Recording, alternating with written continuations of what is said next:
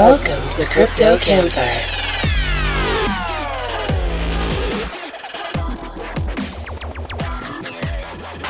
Unfortunately, the roles of Mitch and the Professor will be filled by Mitch and the Professor, featuring special guest Nils.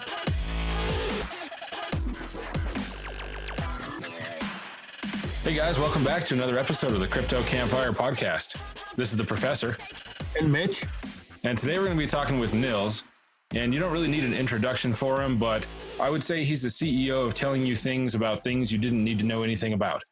But before we start talking to Nils, let's take a look at that crypto news from the Crypto Gent. Thanks, Professor. Hello, Crypto Campfire listeners, and welcome to the cryptocurrency news in a flash with the Crypto Gent. Links are amidst with the coronavirus and crypto's big rally. Coinbase says Bitcoin will come closer to digital gold in 93 days. Pompliano believes that Bitcoin price climb to $100,000 has already started. And the mysterious Binance Cloud launching in 10 days. That's the cryptocurrency news in a flash with the Crypto Gent. And it's back to you, Professor. Thanks a lot, Crypto Gent. Mitch, this is going to be a pretty damn good podcast, I think. How about you? It is. It's like the perfect...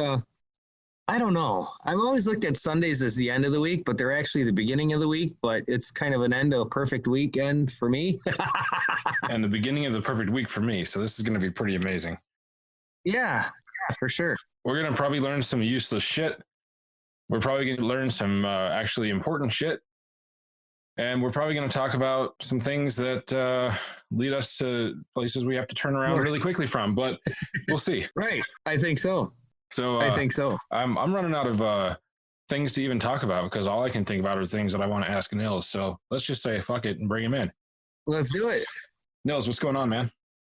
Hey, hi guys. How you doing, buddy? I'm great. It's good to have you on the show. Yeah, it was time. It was definitely time. It took us a long time to get you on here. It was kind of a battle. It was like we had to drag you through the ocean. Drag him across the pond. Fuck. But here he is. We got him. I'm here. I'm finally Hook, line, and sinker. Yeah. Oh,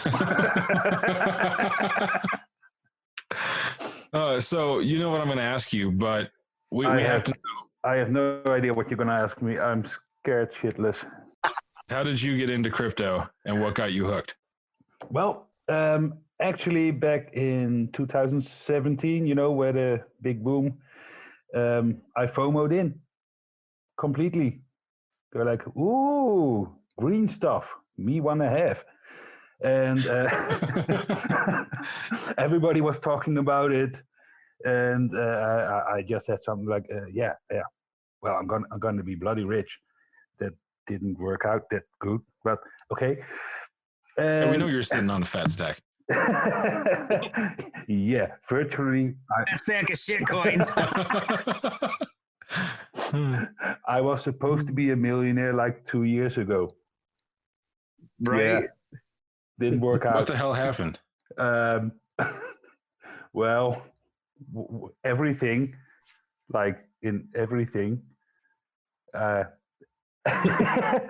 everything happened against us. How's that? Yeah, everything happened against it. Well, I didn't know anything about it. I bought every shit coin I got my hands on, like probably the rest did as well. And then I saw the market going down, and I was, well, it's going to go up. And then I went to bed. I woke up, and the market went down, and I said, well, it's going to go up. And I was looking at my screen. It's not up. It's, oh boy. And after a while, I said, shit. And then I decided, well, I can do two things. I can stop doing this, but I kind of like it. It's interesting.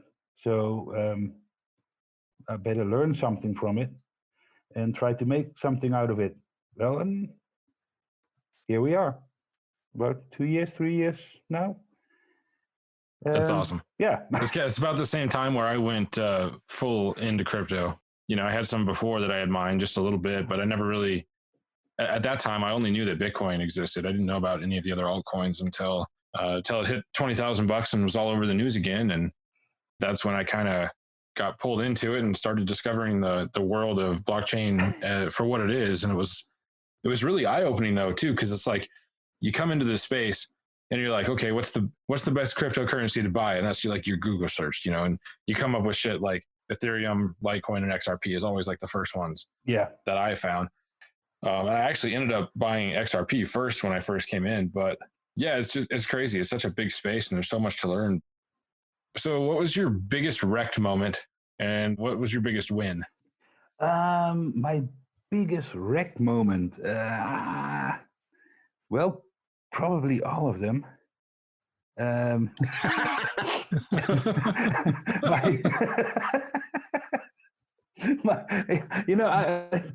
Didn't you just hear? I told you I bought all-time high. You can't get more wrecked than that. No. I think the first Bitcoin I actually bought, which was the Bitcoin I bought to then immediately trade for XRP, but I paid it was 15,600 or something for that. It wasn't a whole Bitcoin. It was only like $100 worth, but it was at 15 and a half about. So yeah, I remember those days. Yeah. Well, and then the first thing was when Verge had their big announcement, the Pornhub. Yeah. And it was all the way down. And I said, well, maybe I should buy it now. Yeah, I'm going to buy it now. And then I sold right before the announcement and I made a couple of $100. So I was completely happy. Nice. Yeah. I love that. Cool. I also made a few dollars on that. And then I promptly lost about 75% of everything I had gained trying to take the next run, but that was not the next run. That was the crash that just never quit. Yeah, but it happens, it happens. I've had plenty of wrecked experiences in the crypto space. That's why I don't trade very much anymore. No, I don't. I hardly trade anymore.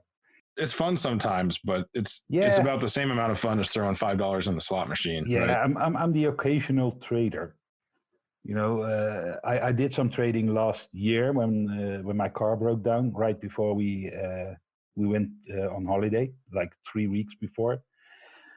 And my wife said, the car broke down. We got to fix it. Yeah, we have to. But honey, I'm right. You're right about that. But. Yeah. And she said, well, how we're going to pay for that? We have a vacation and stuff. And I said, oh, don't worry, honey. I'll fix it. And I started trading. And within 2 weeks, I had the bill fixed from the car. Take out a loan. No, I actually had all the money for the car back again. Oh, cool. And that was the only success I had. Period. I kind of remember that. It's weird that we've known each other for 2 years now. Yeah. Pretty much. It's close. I mean, next month or the month after, I think will be our 2-year anniversary of knowing each other. Yeah. So that's pretty cool. And yeah, we've all had our share of being wrecked. I mean, I don't trade anymore. I never really traded to begin with. I think I just got wrecked. Yeah, definitely. I got wrecked to begin with. I never really traded. I just gave shit away. It was crazy. You just fucking Santa Claus. Yeah, exactly. And, I'm holding it till zero. Yeah. Shit, it's zero. Me too. I don't know. Well, this got to be the button. Yeah, it won't go any lower. I'm buying. This is it. Great. I'm going to make big bucks. Oh God, there was a sinkhole. We've hit so many bottoms since 2018. It's not even funny. No, it's not even funny, but yeah, well. It's like we're trolling and the weight is just bouncing off the bottom of the ocean floor. Yeah. And you also have that at the end of the month, you go like, oh no, it's going up. No, I've got to buy. No, don't go up. Go down. Right. No. Funny how that mentality changes, isn't it? Yeah. And then after a couple of days, crap, Bitcoin didn't go up. Man. No. It's right. Time that it goes up. Man. No, it's definitely been a learning experience, I think, in so many ways. Yeah.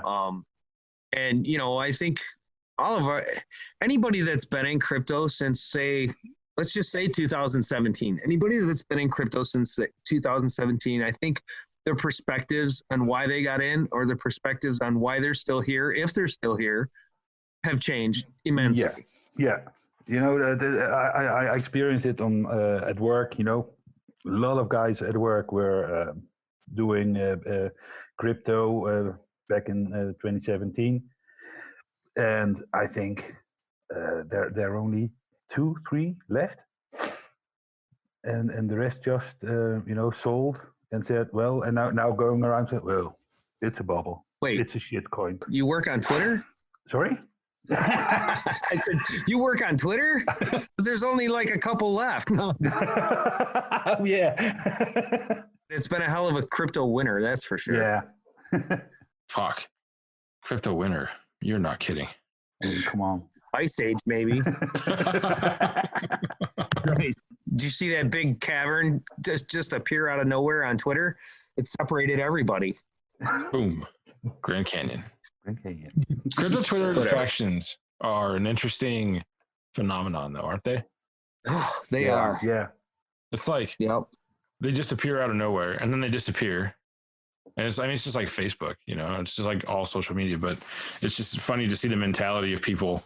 It's like just this giant group of children, and I find it quite amusing to watch. Yeah, me too.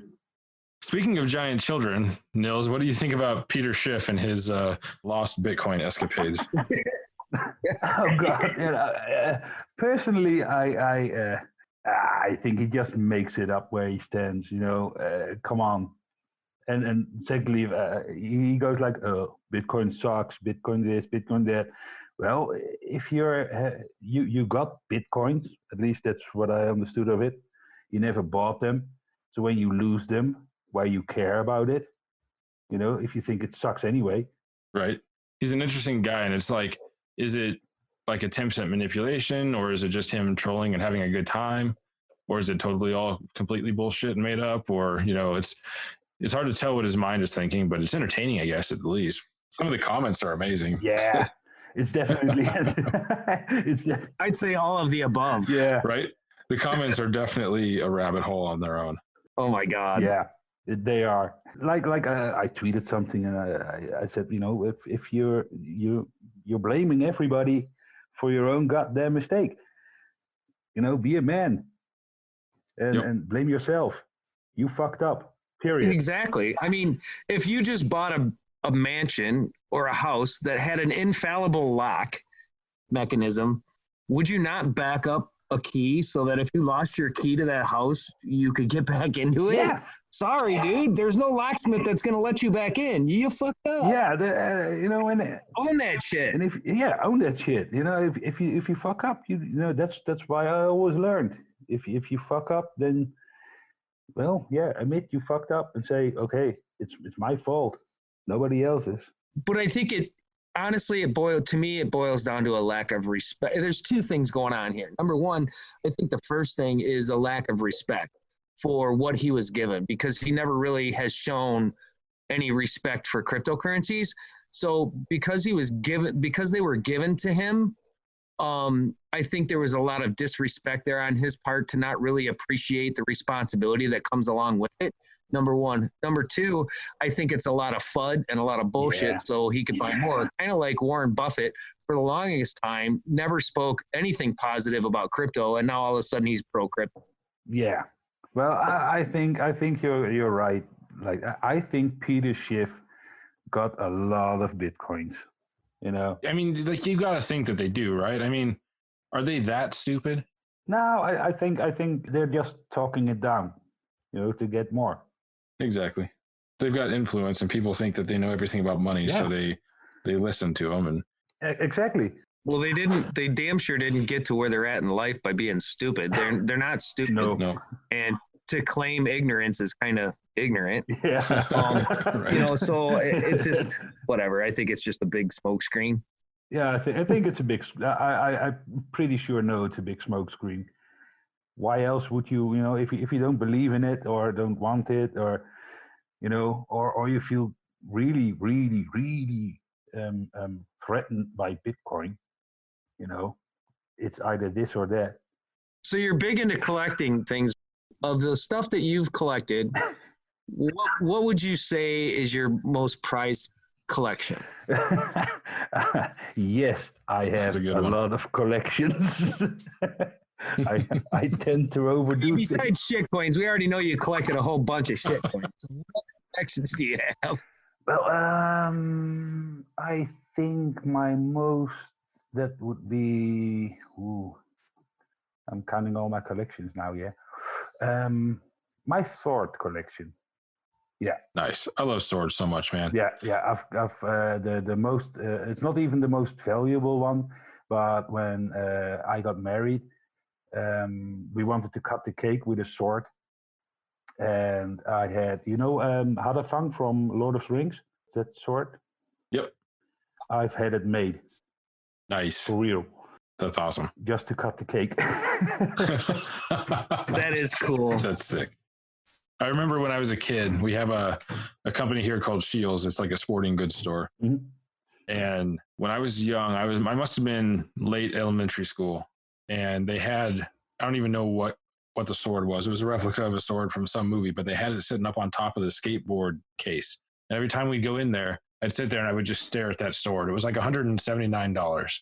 So of course, obviously my parents are not going to buy me as an elementary school child a fucking sword, but I wanted that thing so bad.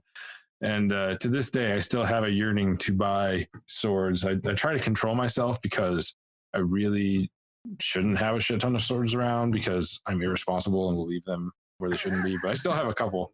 If the crypto market starts heading a nice direction and things turn around, I might add a few. Yeah, me too. I still have a couple of swords on my wish list that I want to purchase. Nice. So on the contrary, what is the most embarrassing collection that you have? The most embarrassing collection that I have. Shitcoins! Aside from shitcoins. Except my huge bag of shitcoins. But I have quite a few collections. Then they're not really embarrassing. Depends on which side you stand on. I've got a kite collection. I've got a coin collection. Sword collection. Unique might be a better word. There you go. So sometimes people have a really odd, weird one that they don't really like to talk about, but I guess we're just not going to hear about that collection. Like if you collected petrified bugs, that would be kind of odd. Yeah, exactly, right? He's just not going to tell us what those ones are. I know, right? I recently started a puzzle collection, like the ones, the picture I sent, with the little cannon. I have an obsession with those kind of puzzles. Yeah, it's sequential puzzles and Hanayama puzzles. Take them apart, put them back together, that kind of stuff. Yes, I get a whole stack of those for Christmas every year because it's one of those things that I can't get enough of. Yeah, me neither. I really love that. I usually am really good at getting them apart, and then I struggle with getting them back together. But minor detail. But Rubik's Cube was my best friend for a while. It got me through a year and a half of phone technical support. So I hate Rubik's. I can't do Rubik's Cube. I can take them apart. That's what I'm good at. I'm really good at that too. I've broken a fair share of Rubik's Cubes. I've smashed them. I can't put it. It's like the Hulk smash. Yeah. Done. Hulk smash. Yeah. It's done. Yeah. Put it back together again. No. Yeah. Nope. Buy a new one. That's good. So you're into stargazing. Yeah. Big time. Who's your favorite star that you gaze upon? Not particularly. It's obviously me, Mitch. Well, it could be George Clooney. No, it's me. It's obviously me. Definitely you. That's why he's got a professor shirt. Yeah, no, I don't. I've got a Cryptogen shirt. Yeah, that's the answer. That's the answer. Cryptogen. Yeah. Yeah. No, I'm. Well, it's also part of a collection that I have.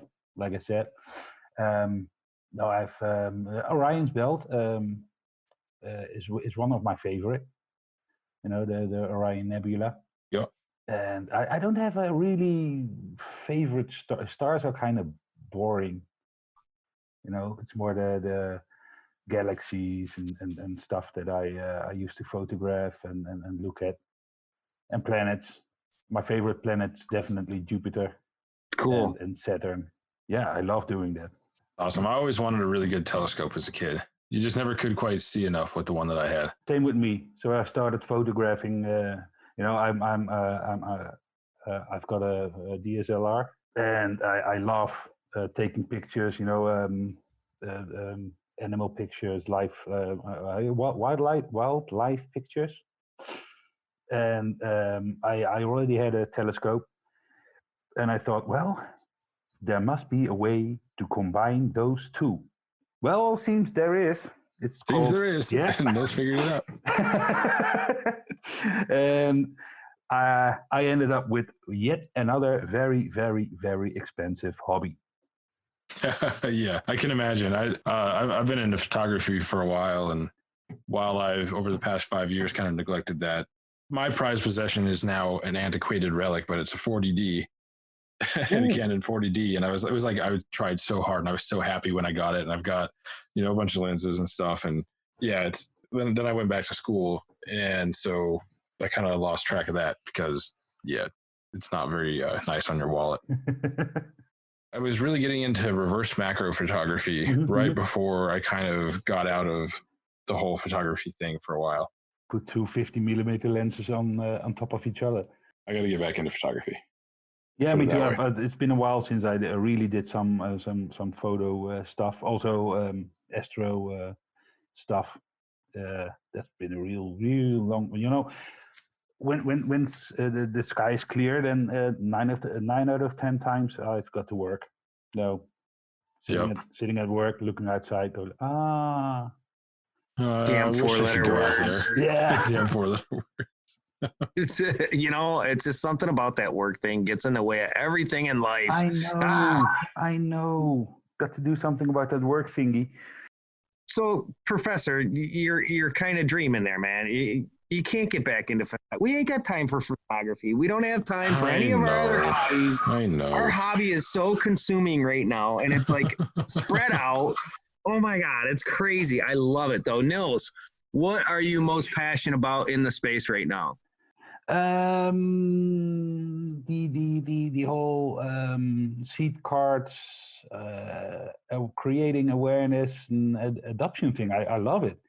You know, cool. I really love it. I even over here, I try to talk to everybody about crypto, and trying to change their mind on what they think crypto is, because over here, most of the people think, when you talk to them, they go like, "Oh, yeah.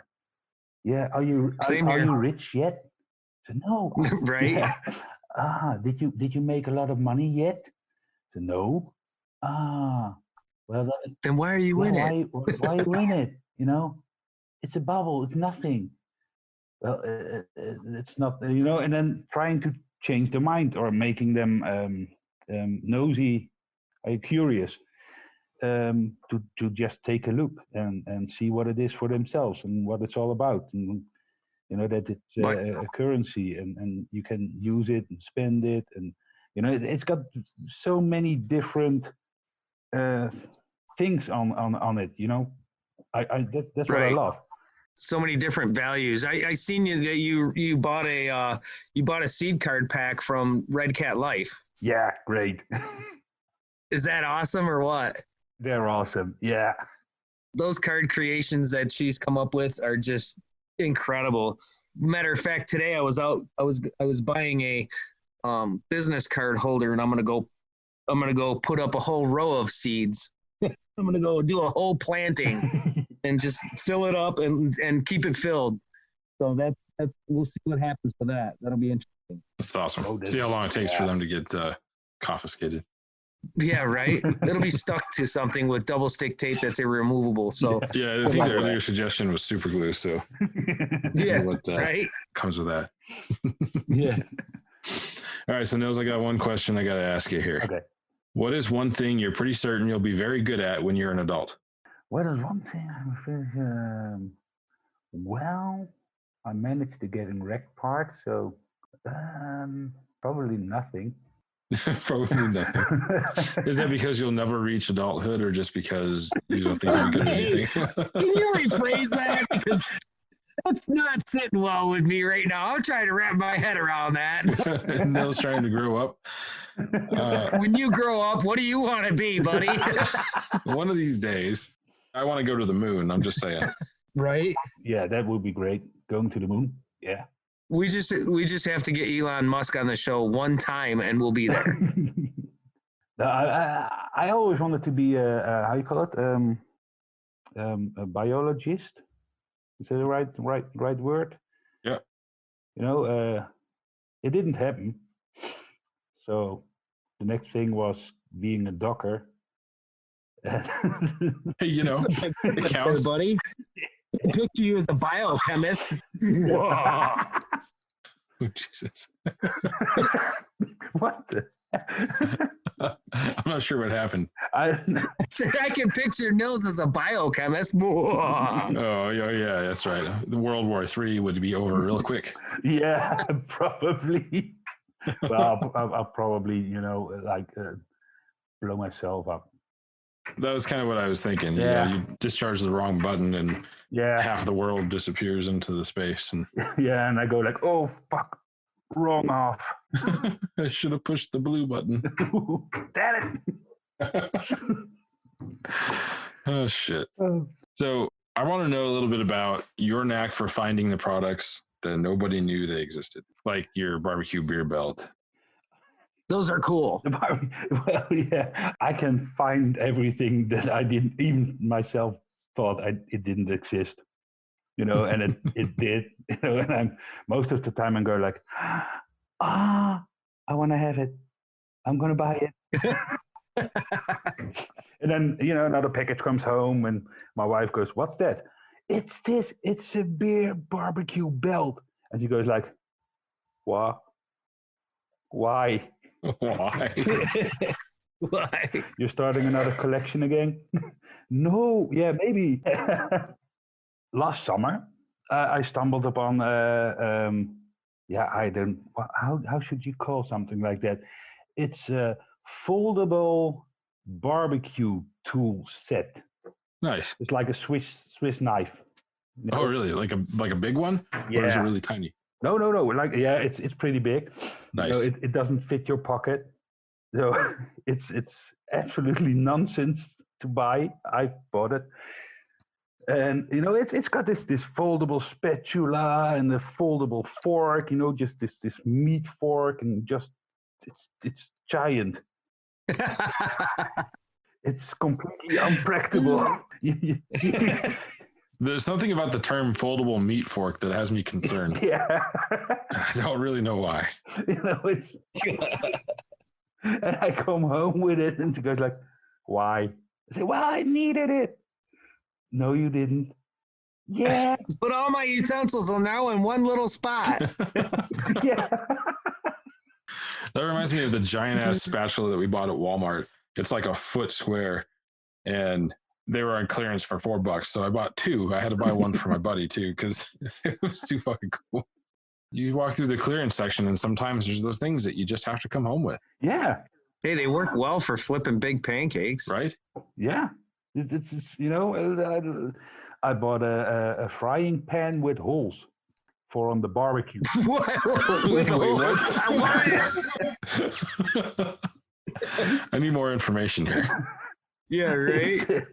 It's a big frying pan, and it's got holes in it, a lot of holes, and it's for on the barbecue.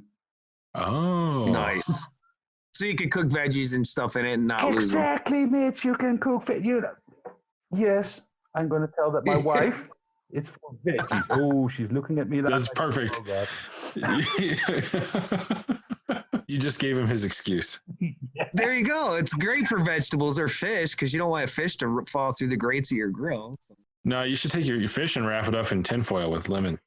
Mm. Oh, but tinfoil gives off toxic gas. Oh, fuck it. Who cares? Come on. With all the shit we consume, who really cares, right?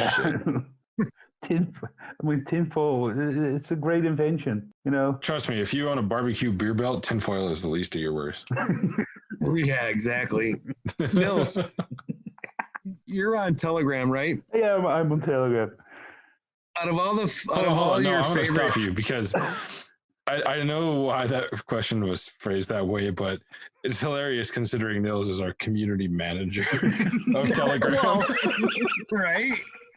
It's in his job title. Yeah, of course. That we gave him. That was just too funny to not ignore. Oh shit. Anyway, You need to not comment on and make me feel stupid for saying it that way. Don't worry, if you'd like, I can save this for the blooper episode.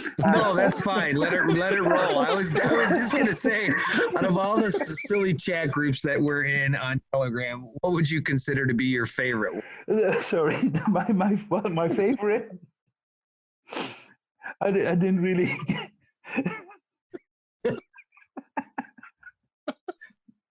Pull it together, man. I'm sorry. Could you rephrase the question, please? Can I rephrase the question? What's your favorite Telegram group that you're involved with? Well, it's Cerebro, of course, since I'm the community manager of it. The non-political version. Oh, God. Oh, shit. What kind of question? Hey. I mean, what do you what do you expect me to answer?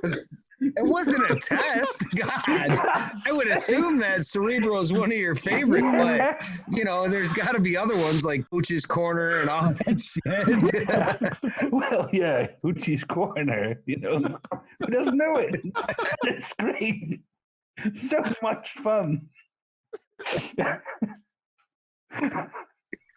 Okay. So we'll make that a yes for the bloopers episode. Oh, shit. Oh, God. Yeah. Well, okay. So Nils, you said that your seed card movement is the thing you're most excited about in the crypto space right now. You planted your first seed card with a coworker this month. How did that go? Well, we were on the crane together, and he knows I'm in cryptos and stuff, and he's a bit old. I think he's 58, you know, almost dead. And we started talking about crypto a bit, and then I thought, hey, well, I've got these seed cards, you know, have one and take a look by yourself, you know, what it is. And he said, well, yeah, I'm going to do that. And he was generally interested in the crypto thing because, like I said, he himself had the thing like, oh yeah, crypto, it's just, you know, getting rich and stock kind of thing, you know. And we started talking, and yeah, well, that was it. It went pretty good, pretty well, and I was excited. We're like, oh. That's awesome. That's awesome. It's a good feeling, isn't it? Especially when you get that fertilization action. You should be careful with the way I phrase that, but Yeah. But you know, planting a seed and then fertilizing it is you know, so awesome because they actually gets them involved and pulls them into the crypto space, and that's like the step that's really needed to really get that attraction going, because from face value, you still just have mostly what the media says. And once they start looking in and realizing that it's more than just, you know, trying to make millions on Bitcoin or trying to buy drugs, that's when it opens the doors for them. Yeah, well, most of the time when you start, I think Mitch knows the same. And when you start talking about crypto, they always, first thing many of them think is, oh yeah, you're going to sell me something. you know. Mm-hmm. And Yep. then you got to first you start explaining. No, I'm not going to sell you something. I'm not going to tell you to buy it. You know, just take a look at it and decide yourself. You know, do your own research. If you like it, you like it. If you don't like it, well, okay, it's cool. Then you don't like it. You know, and that's also the hardest part. You know, getting through to people that you're not actually wanting them to buy Bitcoin, Litecoin, or whatever coin. You know. And I think a lot of that stems from the fact that most people have a feeling like, what are you gaining from this? Why are you doing this? Right? What are you getting paid to do this, or what? You know, they can't wrap their head around being passionate about something so much that you feel the drive to educate other people upon it, on it. You know what I mean? Educate them of what it is, so that, you know, if we don't put it out there, if we don't educate people on what it is, they're going to hear all the wrong shit. Yeah. That's all. It's hard to change people's thought process because the concept of a decentralized anything is so foreign to people that it doesn't even make sense that you wouldn't be making something from it, right? Like, it's not a company. People don't understand that there's a way to have an existing thing that's not controlled by a company, I guess. It's, you know, you approach them for Bitcoin, but they can't put it together that Bitcoin isn't a company because they don't understand what it actually takes to have a decentralized ecosystem and how it actually operates. Exactly. There's that gap that's hard to bridge. Exactly. It is hard to bridge. It is very hard to bridge. Like tonight, I was talking to two artists at a art reception that I went to, and you know, I was like, "Did you guys know?" Or, you know, the cool thing of advancement of technologies nowadays, you can actually tokenize your artwork, and, you know, put it on the blockchain, and they're like, "Are you talking about that what is it?" And I said, "Cryptocurrencies?" Oh, yeah. Is that what you mean? And I'm like, "Yeah, well, kind of." I said, "There's the thing with it is, you know," and it just opened up a whole lot of conversation about what crypto is, and, you know, what the space is how it's evolving, and how much potential and possibility and creativity are out there. And I mostly leaned on that. We didn't even talk about the market. We didn't talk about the validity of pricing. We just simply talked about use cases and what's out there. And that was really cool to do. Yeah. From that perspective.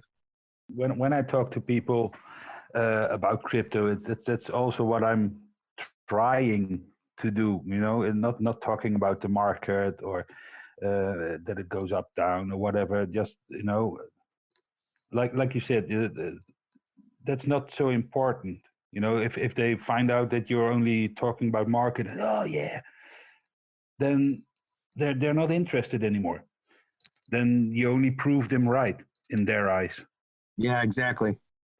All right, Nils, if you could see the highest, longest, or largest of anything in the world in person, what would you want to see most of all? The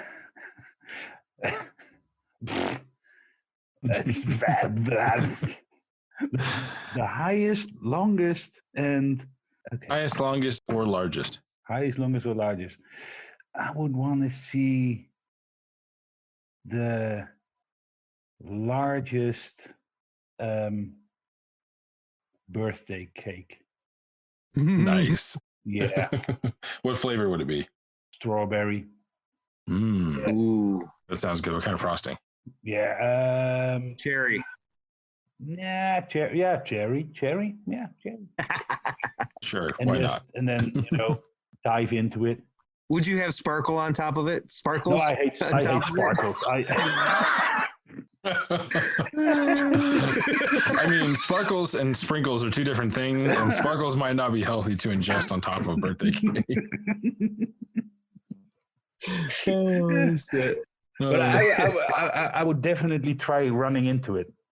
You know, I do want to know what it would feel like to run into a birthday cake. Yeah, but like a real big one, like, and everybody's, how nice, how cool, Geronimo, I don't think it'd be the same experience unless you did it naked, so you wouldn't really want to do that in front of everybody in the world. No. I think it'd be pretty cool to jump into a huge ass birthday cake naked. That'd be fun as shit. Oh, Jesus Christ. Let's hope that we don't have any cover art for this episode. I'll probably wear a mankini. There you go. There you go. Oh, the visions! Yeah. Come out!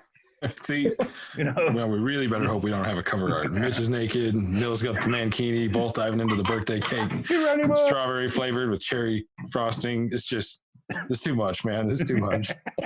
And the professor's got frosting all over. Oh, Jesus Christ. Oh, God. Oh, God. I'm seeing the picture. Oh, God. So this has become a late night hotcast, number 4. Right. Congratulations, Nils. You have achieved late night hotcast status. Yes. One of only 4. Right. Parental warning. Parental advisory. Yep.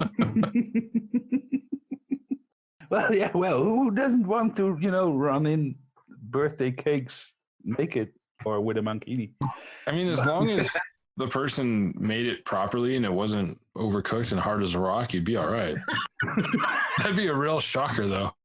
Running full speed at a fucking birthday cake and hit it like a brick wall. Shit, I wish I would have worn more than a mankini. Oh my God, I can't breathe. Oh shit. On that note. Okay, Nils, last question before we get out of here. Okay. What is your sleeper token? What is the one token that, regardless of what anybody would say about it, you think is going to fucking moon now or 20 years from now that everybody should have $5 of? This is good. Not financial advice. Not financial advice. No. Well, a real sleeper token. I think it's. I've got a few. Revelation. I think it's a very cool concept. It can get very big, but it will take a lot of time. And Turtle Coin, still one of my favorites. Turtle Coin? Turtle Coin. Tell me about Turtle Coin. I didn't know that Turtle Coin was. Because it's going at a turtle's pace or what? No, it's I've known Turtle Coin for about a couple of years now, and it's also a community coin, and it's a sleeping giant, in my opinion. I'm gonna take a look at it. I like ones I've never heard of before. That makes me way more excited. Yeah, because usually it's something that I've heard of before or probably already own. So this is a real sleeper token, in my opinion. They've got a huge community and genuine, nice people, nice guys, and nobody knows who the developers are. They're called what are they called? Like I forgot the names. Turtle shells? No. Koopa. Rocksteady and Bebop. There you go. Perfect. And those two and the Revelation project, I think it's a real cool concept. They've got some amazing things up ahead, like a mobile chain and real great community. It's also a self-funded project, and of course, Cerebro. Duh. All right, guys, you heard it from Nils himself. Check out Turtle Coin and check out Revelation, 2 projects that Nils thinks are going to be sleeper tokens and actually kick something in the ass here in the future. So check those out. Nils, this has been fabulous and amazing and funny and hilarious. All of the above having you on the show, brother. This was a great time. I loved it. Wait until we can do it live. If magic happens and everything comes together, maybe we can do one here in April at CoinFest. But if we can't do it in April, we're going to get over there one of these days. I really hope to see you guys over there. I mean, oh God, that's going to be crazy.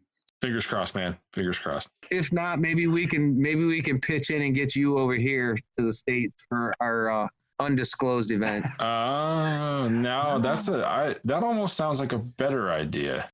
Doesn't it though? I think that would be sick. We'll have to buy 2 plane tickets though, because we got to get the gent over here too. Whatever. We got to buy 2 plane tickets either way. Exactly. That's what I'm saying. Yeah, definitely. And we also got to talk about Cerebro again. You know, I love it. Yes, we'll have another podcast with you soon, and we can talk about Cerebro then too. It's going to be fucking awesome. Right. Exactly. On that note, guys, make sure you follow Cerebro, follow Nils on Twitter. You know, that way you're in tune with what's coming for the project and what Nils is up. Thanks you guys. Thanks a lot, man. We'll talk soon. Okay, we talk soon. Bye-bye. Have a good rest night, of your brother. day. Talk to you later. Talk to you later. See you, pal. Man, I'm so glad we were able to get Nils on finally. We knew it was going to be hilarious, and we knew it was going to go off the rails a few times, but this one was special. It was. I mean, you know, it's just unique. You know, it just shows how unique we all are in so many different ways. And Nils is just the epitome of awesome. So Absolutely. great having him on the show. Yeah, and there's definitely we're going to have to book a second one because I do want to talk about Cerebro a little bit. Sure. But, Well, that one will be with the community manager of Cerebro. right, exactly. Nils. Looking forward to that. Guys, if you're out and about, pull up your maps, look for CoinFlip ATM, get out there, buy yourself some crypto, man. It's the easiest way to do it, trust me. And I've seen some posts, I've seen some stuff from other crypto companies that have ATMs out there, and CoinFlip is definitely the cheapest. So get out there, check out CoinFlip ATM. Not to mention they're just awesome people. Oh my God, yeah. So much fun to hang out with. We align with them, right? Yep. So Yeah. that's the beauty of it. They see the broader vision of what blockchain is doing for the technology space in general, and not just the one little Bitcoin world. And it's pretty cool. Hell yeah. So guys, thanks for joining. Thanks for listening. Hope you had a good evening. You know, we love doing this for you. We say this all the time, but it's the truth. It's all about the community. And I like that one little slogan that goes around. It says Crypto Campfire, experience the community. And that's what we're doing, bringing the community to the community. So you guys have yourselves a great night and look forward to the next one. Take it easy. Peace.